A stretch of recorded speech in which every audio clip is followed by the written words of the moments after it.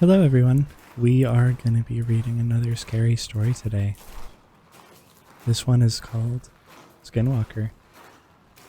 The credits and information for the story can be found in the description box.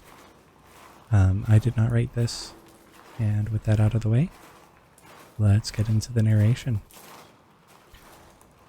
I think it's the first story he ever told me as a child. It's also the story of how my grandfather died. But honestly, that isn't the reason. You hear stories on TV, or sometimes you overhear something in a public place. People talk about ghosts and aliens, and you think to yourself, that isn't real. They're making it up, or they're mistaken or crazy, or something like that. You just can't believe it. Until something happens. Something that brings it all together. Connects the dots in a way you didn't think of before. Maybe it happens to you. Maybe you hear the same story again and again, happening to different people. It doesn't take long for the world to become a lot bigger than you thought it was. As I said, this is a story my father told me, but I never believed it, even though he swore up and down it was true. It wasn't until I started clicking around the internet I started to believe. I started to hear other stories just like the one my father told me. It didn't take me long to believe in the rake. That's not what my father called it, of course. He's never used the internet in his life. He wouldn't know what the consensus has taken to naming it. When he chose to call it something other than it, or that thing, he called it Skinwalker, after an old Navajo tale his grandfather had told him. But I'll tell you the story the way he told me. But I'll tell you the story the way he told me. We were out hunting one night, he'd tell me. Coyotes. We'd kill them for $50 a skin. They lived on a dairy farm in Ohio. They'd kill calves sometimes. We'd do it every night because we needed the money. Sometimes while we were out, we'd come on a deer and kill it.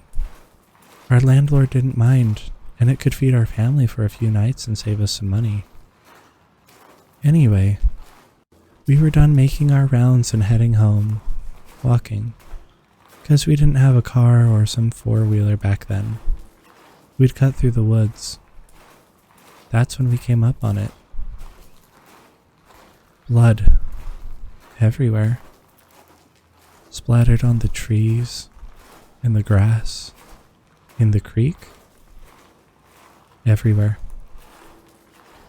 At first, we figured it was a pack of coyotes. We'd seen it sometimes. They can't scavenge and start hunting deer or cattle. The worst was when they bred with feral dogs. But this wasn't like that. See, when a pack of dogs or wolves or coyotes attack something, they do it right. They'll pick off the one that's weak or sick or old or just small. They'll hunt it, draw it into a corner, someplace it can't get out of, and they'll run it right to the biggest one, the alpha. And that deer will never see that alpha. It might hear it, but it won't see it. It'll just notice that its throat is gone, and then it'll drop dead. It's quick, and it's clean. That wasn't what happened here. Something had run up on a den of deer. Coyotes won't attack a den. Wolves neither, because they'd get too much of a fight. There were three bodies, just torn apart. You'd see a head here, a leg here, a torso there. Predators don't do that. They don't leave behind scraps. What had done this hadn't done it for food. It had done it for fun. But we didn't know that. We saw a bunch of carcasses and we think it's something we've got to take care of. I remember my dad telling me to go home. He thought it was a pack of feral dogs. But I wasn't leaving him, and I damn sure wasn't walking through 2 miles of woods alone, with nothing but a .22 and a pocket knife. He was only 13 at the time, so a .22 rifle was about the only gun he could reliably use. Dad had the shotgun, and I wasn't going anywhere without it. It took me a while to convince him, but we finally began tracking whatever did that. It wasn't hard either. We just followed the blood. Either that thing bled a deer before it got away, or dragged one for a mile. I don't know. I know that I'd never seen my dad scared before that night. We started hearing noises. I've been in the woods a lot in my life. I've been all over the world. And I ain't never heard noises like I heard that night. I heard things screaming. Heard deer and fox and rabbits and raccoons and birds. Just scared. Keep in mind, this is maybe 12 or 1 o'clock. Except the fox and some birds, nothing was even supposed to be awake. But they weren't just awake. They were moving. I saw a flock of birds that night fly straight into trees, just trying to get out of there. We came up on a pack of coyotes, nearly shot a couple thinking it was what we were looking for, but then we saw they were running towards us. They ran right past us, didn't even notice. Then some deer did the same, then some rabbits, squirrels, foxes, even a couple wild hogs. These things were supposed to be eating each other, and the only thing they cared about was getting out of there. We should have put it together that maybe whatever we were tracking, it wasn't something we were supposed to see, and it wasn't something we could kill. I don't know why we didn't just go home. I guess we were curious. I think that was my dad's nature, to go toward trouble, to fight. And knowing what I knew about my father did during the war, my nature was to stay close to him. We finally get into an open valley. It was normally a soy field, but it wasn't in season, so it was just flat dirt. We saw the tracks then. A lot of the animals fleeing the forest had paved over the land. But where that deer blood was, nothing had taken a single step. Like they were leaving it there for us to find. The tracks were shallow. Whatever it was couldn't have weighed more than 100 pounds. That didn't mean much. A bobcat weighing 40 pounds nearly tore out my damn throat once. All that it means is that it's quick and it's hard to hit. So we follow the tracks, and it doesn't take us long to find where it is. There's this old schoolhouse that sits on the top of a hill. Half of it had been ripped out by a tornado, but nobody lived there. Not for a long time. We caught homeless people in there sometimes, or druggies looking for a safe place to shoot up. We figured maybe that was it. Maybe some sick kid riding a high. But we didn't think that for long. We get within 50 yards, and we hear this noise. A screeching kind of sound. It was sort of made up of 2 different sounds. One was a high-pitched screech, another was a low-pitched growl.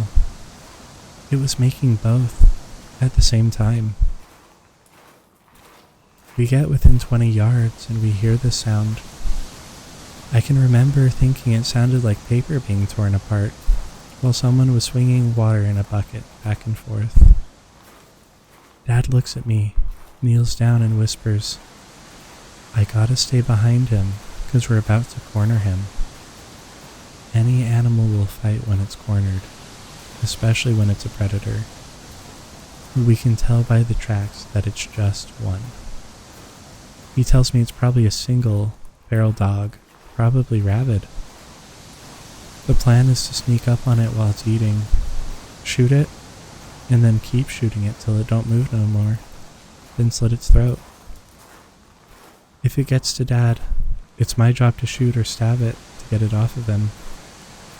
So he walks up and I'm right behind him, just a tad to his side, so I can see what it is. I wish to this day that I hadn't. It was leaning over a carcass, tears off its flesh, and throws what it doesn't nibble at aside. There's blood all over the brick, glistening in the moonlight. It's pale white, human looking, but not quite human. It had arms and legs like a human, but it sat like a monkey, hunched over. Its hands weren't normal. It had long fingers with claws at the end. So we see that, and my dad hesitates. He wasn't about to fire on a person, so he clears his throat to try to get it to turn around. I swear to God, all the noise just ceased. I ain't ever heard true silence before that, and not after it. But for 2 seconds, nothing made any noise, which made it all the louder when it turned around, made this shrill cry and jumped on Dad. He got a shot off. I think he missed. If he hit the thing, it didn't mind. But it was on him, tears parts of him off. I start shooting it with the .22 point blank, but it barely bled the thing. I got off 5 rounds and then started hitting it with the gun butt, but it wasn't budging. It didn't even register that I was there. It clawed at my dad, taking off bits of his flesh. It started on his torso, ripping off the skin, his tit. Then it moved up. It tore off his throat, it tore off his nose, his eyes. It scalped him.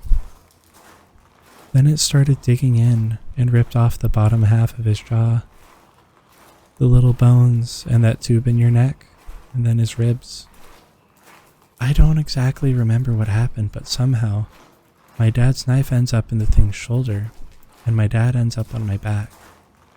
I'm running, and by God, I'm running faster than I'd ever run on before or after, and it's following me.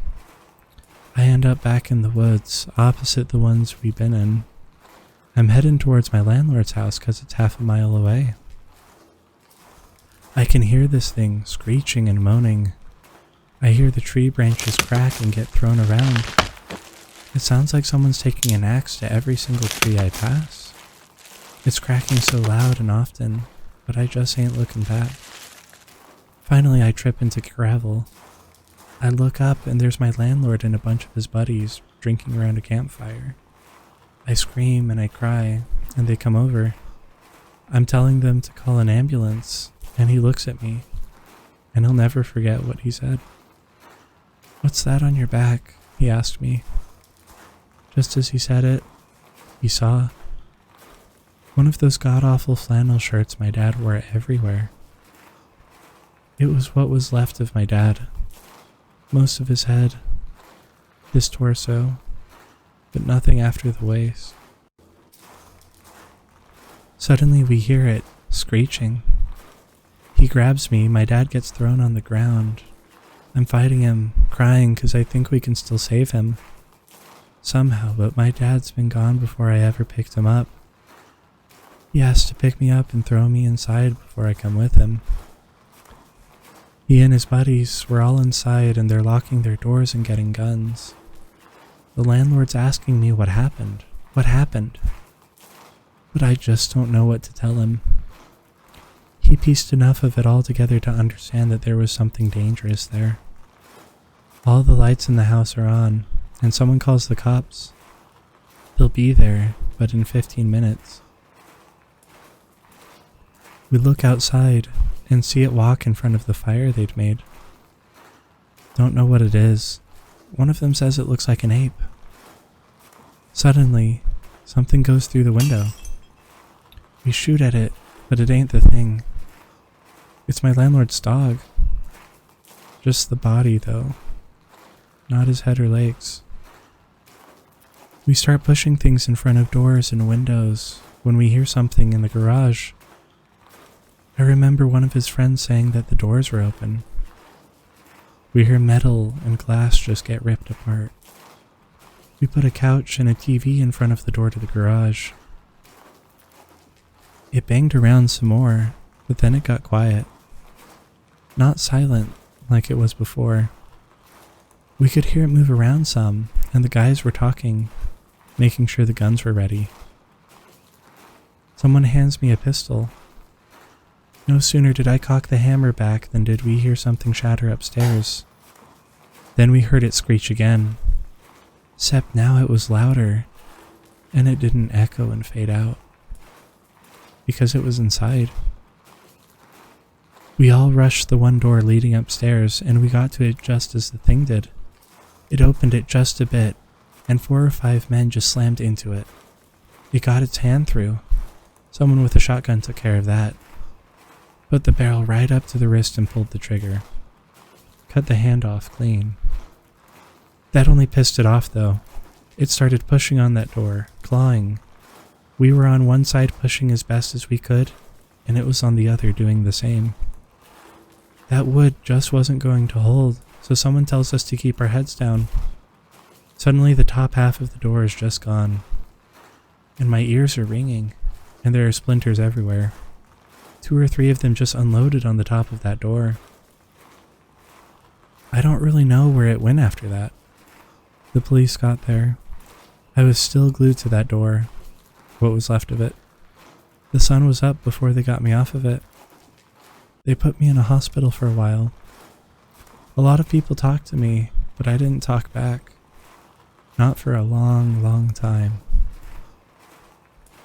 When I got back home, I got a job from the landlord, working on the farm. We didn't talk much, not about the thing.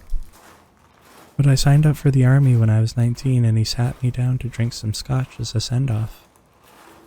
I asked him right away what the police told him. The story they went with was a wild animal, probably a wolf, or a bear that had migrated north. I asked him how they could say that when they had the hand. He looked at me, stunned.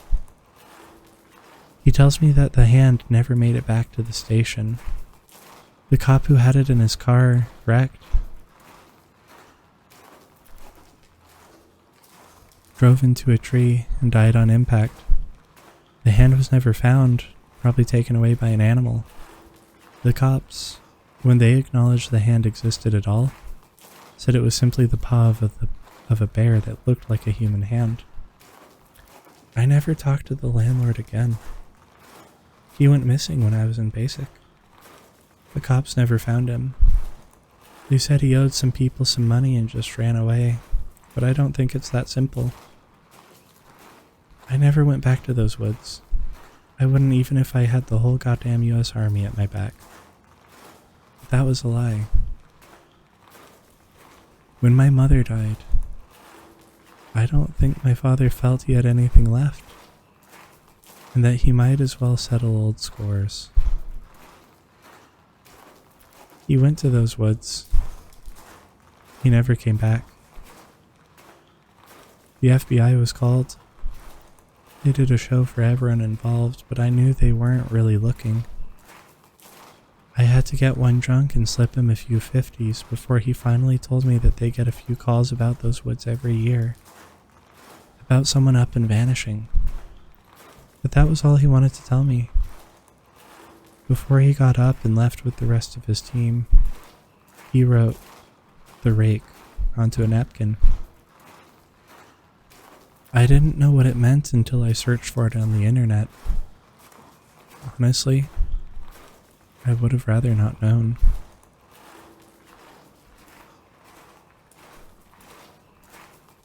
Alright, well I hope you enjoyed the reading of Skinwalker. Again, I'll include the information and the link down in the credits to the original story. Thank you so much for being here, and sweet dreams.